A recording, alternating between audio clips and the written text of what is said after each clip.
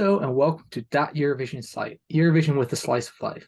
Today we continue with our national final season recaps, and we are going to be talking about Norway's Melodi Grand Prix. I'm Angus, he, him pronouns, and I'm joined today by Tim. First of all, Tim, how are you? I am good. I also got he, him pronouns, just to get that out of the way.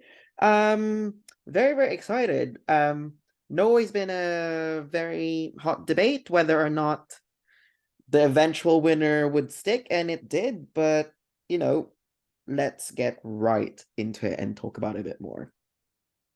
All right, before I start asking questions, I'll just quickly run down the facts, and that is we had the final.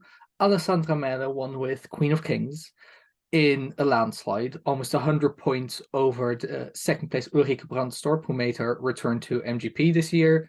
After that, in the final, we had Atle Pettersen with masterpiece Elsie Bay, Yone, Eline Torp, Skredex, Swinge, and Umami Tsunami. The main question, of course, the first question we need to ask is, how do you feel about Alessandra Mele winning? Not surprised, mainly because of the fact that she got a lot of hype. I think it was because of that TikTok that was used on Miss Universe. Queen and King's perfect match for what's going on. You think that external things that are happening outside of the competition would not have an effect, and here we are. And the fact that it was such a convincing win. It won both jury and televote, and it landslided the televote. I think that's a very high televote compared to if you see how the breakdown is, it's a bit ridiculous. And she gave a very convincing performance in Trondheim as well, so not surprised there. Yeah, same. I mean, I watched some of MGP. I didn't follow it much, to be fair, until the final, which I live tweeted. But it's definitely also the song that stood out most in the moment. But it's also the song that, even though I didn't follow it that much beforehand, the song that I had encountered the most before I heard the final. So it did definitely have that outside help, perhaps, of being memorable to people already because they know it. Of course, they knew it already because it was a good and memorable song, especially in comparison to some of the other songs, if you ask me, that I thought were considerably less good, even though there were some actually very good songs in MGP this year, which isn't something I say a lot. So kudos to the team at NRK for choosing these songs. Yeah, it was a very convincing televote win. Alessandra got 129 points. Second place, Ulrike got 78. And everyone beyond that got less than 50 points. So it was really like a lopsided result on the top end. And even then, Alessandra got so many more points than anyone else. I think this already quickly leads us into the next question, which is, of course, how will Queen of Kings do in Eurovision, you think? Well, we have to remember that, and I think we're going to have to discuss this quite a lot on the recaps, is that Alessandra has to go through the semi-final, and the semi-final is 100% televote. If you're able to replicate that margin in Liverpool, I think she can. Checking the stats now, it is the 7th of February, and as you can see over here, it is still ongoing. This has been ongoing for the past few days. Alessandra has topped the Viral 50 Global on Spotify. So it would already be circulating everywhere. And no matter what the result is, she's already grabbing the streams in the lead up to Liverpool. So I think it's already a win for her regardless.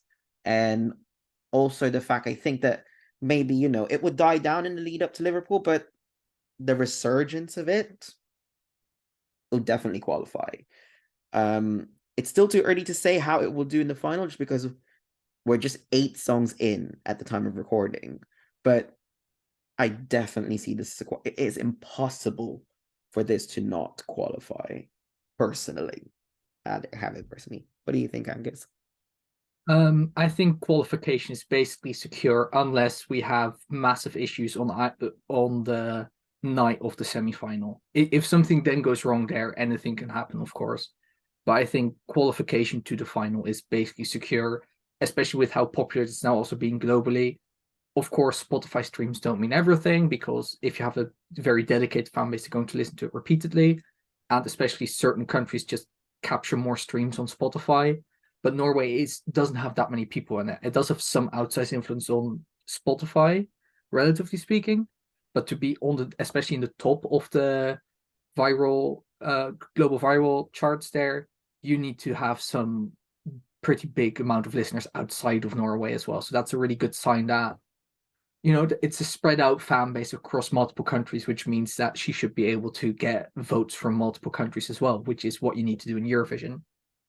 About the final, then, of course, the interesting thing this year is that in MGP we now had the return of the international jury specifically, and almost every international jury she was either first or second. The only exception being the Czech Republic, who voted very out of step with basically anyone else either. So it will be interesting to see also whether that replicates at Eurovision, whether we see the Czech Republic and related countries perhaps vote differently on the song, be more negative about it perhaps. We don't know that yet.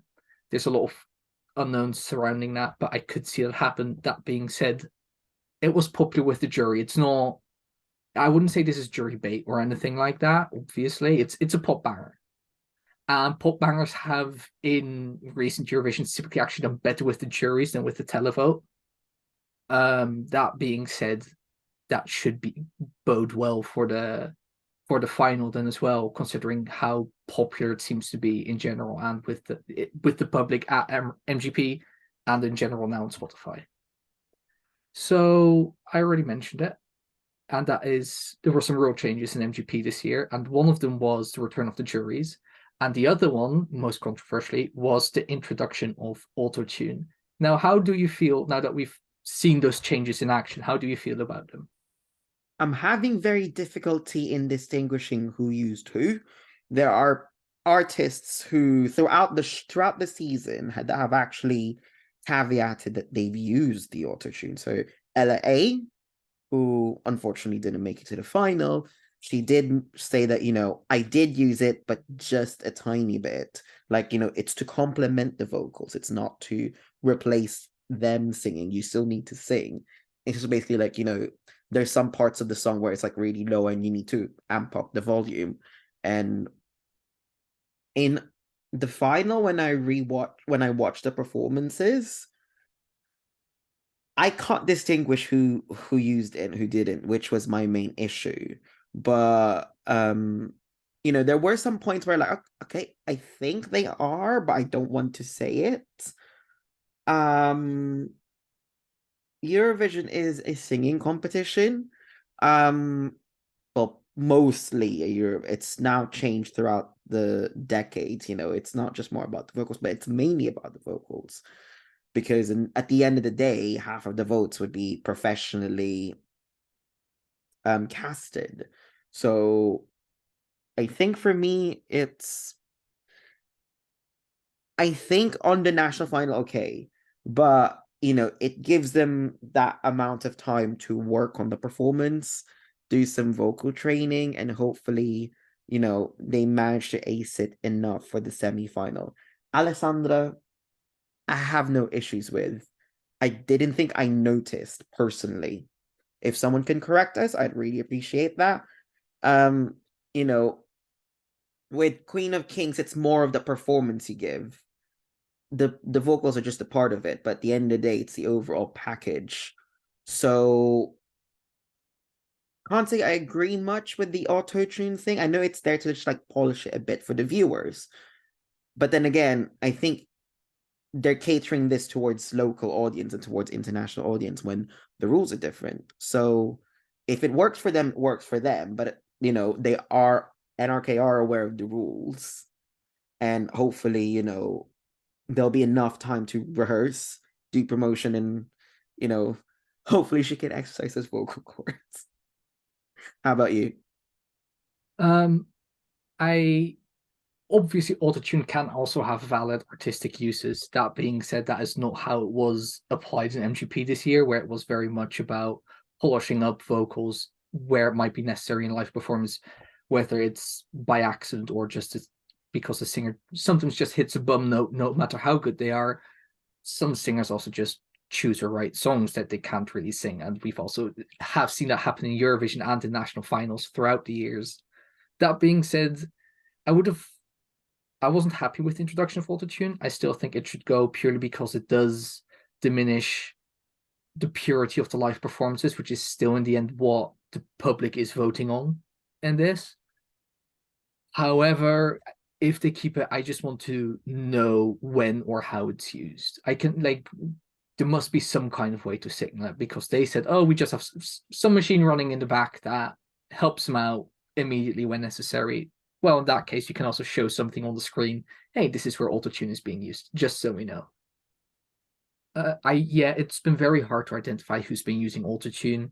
I would say almost all of the vocals sounded just a little bit too clean. And that's also what I don't a lot of time don't like about autotune when it's used to clean up or polish performances. The human part, those imperfections in the voice that are still okay, that don't sound bad, but you can still hear that they're a bit wrong. They can really make a song, and especially that's what make live performances special. And that's what we were now missing a bit in MGP, in my view. Of course, the fact is, because they said we're using autotune, I'm going to listen to it more and I can have a confirmation bias. So it goes a bit both ways in this conversation, which makes it even harder to yeah, say. it's more of like, it would be nice for them to just say, okay, these artists, did use some things, like, just like a little key to say, okay, there's something going on here. Like, I know they wouldn't do that for show purposes, because they're like, trying to keep an illusion happening. If you knew that they were using autotune, you'd be like, it might disadvantage the act.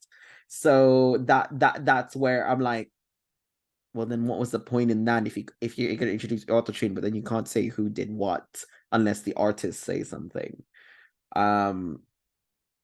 But overall, I'm still impressed with the quality of the show itself. I think it also works in the fact that it gets people talking about the show. It's more of just like, okay, now everyone will be on social media like, oh, did he? We don't know. Unless the artist himself confirm it, we won't know. But I think that's what they're trying to do. They're trying to have an effect where it's just like people are talking about it. And to be fair, it is working. I think that can be said about MGP in general, especially this year, but NRK do know how to put on a show. Whether I enjoy the show or not is perhaps a different conversation. It's not necessarily the kind of TV that I like to watch, but I've said it before on multiple places that I thought the way they present the qualifiers was particularly horrendous in some ways, where they just really are going like, okay, now we're going to this artist, close-up shot, and then it's like, you've qualified, you get some confetti, or you haven't qualified, you basically get a sad trombone noise. We move on to the next artist. And it was at the same time very gripping TV and definitely a great show. At the same time, I think it was so unfair to the performance in general. But it is a good show and got people talking about it during and for weeks after. Like, it's become a meme, some of the reaction images from those moments. So it's definitely, if you want people to talk about the show, hopefully then also end up talking about the songs that competed on it, it's a great way of going ahead with it. The introduction of juries this year didn't have an impact on the results. That being said, I do think, based on previous MGP results, I'm happy to see the juries. I'm How the implementation works, you can discuss about, but I do think just the combination of how they do it and that we still have a proportional televote, where the televote still can be very decisive. I think that is the best model, both for song competitions in general, and especially if you're making a song for Eurovision in particular. Okay, other than Queens and Kings, I wanted to ask you, like, what was your highlight of the night? Because you actually got to experience this live on there. Like, what got your attention the most? Not like referencing Ulrika there. I mean, the massive confetti budget they must have definitely got my. It was just confetti here, confetti there, confetti cannon, confetti Gatling gun. It was just so much confetti. It was frankly ridiculous, but in the best possible way. Like it's fun and it's very much also part of the identity of MGP by this point. It's been for a few years now, but I really noticed that. Of the night, I guess Alina Torp and Skrillex were my two other favorites of the night to listen to. They were just the ones that most interested me or grabbed me. I had some negative outliers as well that I'm not going to mention to be kind to the fans of those songs, but there were definitely some very good songs on the night. And even though I'm not a subwoofer fan, the way they performed on the night was fairly entertaining. I do like also them basically acknowledging, yes, we have other songs. We also know you're mostly here for Give That Wolf a Banana, which is why we're basically playing it two times, and our new song sandwich in the middle of it. And that's sort of just, yeah, that's pretty much all that stuck with me from the show, I think. Yeah, it's like finally we kind of finally revealed the worst kept secret of all. Like, not like you've been keeping that very secret for like. I think there was a time where Ben was like when we were in London Eurovision party, and Ben just posted he was just around the corner, and we were just like, "You're not really trying hard, are you?" And the fact that they they played along with it for like a very long time and just not saying anything was very fascinating. I will say though, in a couple of performances, Ulrike giving it everything that she got, you know, shame to see that her dream is yet ended. That's life, and she did confirm her intention to return, hopefully. And for me, my personal favorite out of this was Atle Pettersen, just because I'm a sucker for ballads. Massive improvement from the Heat. He was a bit ill, and the fact that he graced us some time to talk still while he was trying to like fight off some illness. I think he did a good job. Hopefully he comes back as well.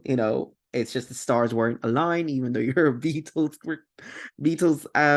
tribute act, but that's life. Okay, one final question I've got for you actually. What would you want to see in Melodi Grand Prix 2024? I know this just ended. I would like some more genre diversity. Norway has been experimenting with that from time to time. Last year we had like a rock act, and so it sort of comes and goes. This year we had Swing It, which, to be completely honest, I didn't really appreciate this that much this year. But I would just like more genre diversity. I think it would only be good for the contest to have more different things, because if you have three ballads, sure, the best ballad of those is going to make it to the final and do the best there. But it's still fun to have, you know, one rock ballad, one standard pop ballad, and something more folky, for example, that still falls on the ballad banner, but still they still also sound very different at the same time. And you can have the same with the bangers. You can have normal pop banger, you can have more of a rock banger, you can do EDM bangers, and you do see some experimentation already that with MGP. But I would like more of that. Remove of autotune. I'm not sure how much it impacted the result or did anything this year, but I would just like not to see it, especially because of the stuff being unclear about it. Beyond that, I was actually pretty happy with how they organized things overall. And I think they should just keep doing what they're doing, actually. The fact that they finally got rid of the jewels. Because like, think about it, what was the point of the jewels if your end eventual winner was a pre-qualified artist? Oh, just in And general, also how we saw now in the earlier rounds how some bigger artists that we would expect to pre-qualify usually actually bow out already, shows that the pre-qualification perhaps wasn't fair, as many people already thought at the time. And now we sort of have like, yeah, just have everyone compete. If they're good enough, they're going to make it through. I would say though, I would like to like give them at least one wild card. I thought they were going to do it to 10, but they left it at 9. So Yeah, in addition to what you said, that was the only one thing I was like, really, you're gonna leave us in an odd number? especially now that we have the juries, you can be like, okay, the international jury specific can pick one song to precede that. didn't make sung by Kepnin Sound. Obviously, that wild card basically never makes it all the way to the end, but still a nice thing to have to also again help guarantee that genre diversity and also help for that we call it honestly Melodi Grand Prix. So really, the contest for the best song. We can be like, okay, so we really think this song deserves at least a bit more attention from the general public. So yeah, I think that brings us to the end. Usually I would ask for our general thoughts and feelings, but I think we've discussed pretty much everything. And we've wrapped it up nicely. Exactly. So that being said, don't forget to subscribe here on YouTube, click the like button, leave a comment, all that good stuff. Share also with your friends. Notification. Ring the notification bell when you're subscribing as well, of course, so you always get a notification when a new video comes out. You can also follow that Eurosite over on Twitter, Instagram, TikTok, and Facebook to follow all the latest news and happenings, and also just the fun content that, admittedly on TikTok, mostly Tim makes. And you can also, this will also be uploaded as a podcast episode, and that Euro podcast can also be followed on Twitter, Instagram, and Facebook, so you never miss an episode, whether it's recaps like this, normal podcast episodes, the occasional interview, all that good stuff. You can find it all on there. So give us a follow everywhere if you feel like it. If you don't, we're here. And thank you so much for being here, Tim. Thank you, Angus. We'll see you soon. Bye, everyone.